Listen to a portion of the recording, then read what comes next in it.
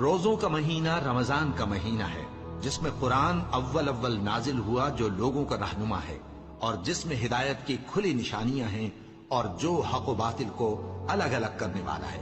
تو جو کوئی تم میں سے اس مہینے میں موجود ہو چاہیے کہ پورے مہینے کے روزے رکھے، اور جو بیمار ہو یا سفر میں ہو تو دوسرے دنوں میں روزے رکھ کر ان کا شمار پورا کر لے۔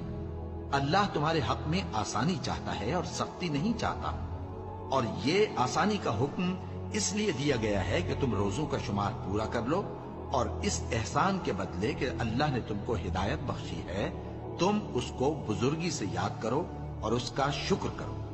اور اے پیغمبر، جب تم سے میرے بندے میرے بارے میں دریافت کریں تو انہیں معلوم ہو کہ میں تو تمہارے پاس ہی ہوں۔ جب کوئی پکارنے والا مجھے پکارتا ہے تو میں اس کی دعا قبول کرتا ہوں۔ تو ان کو چاہیے کہ میرے حکموں کو مانیں اور مجھ پر ایمان رکھیں تاکہ نیک رستہ پائیں۔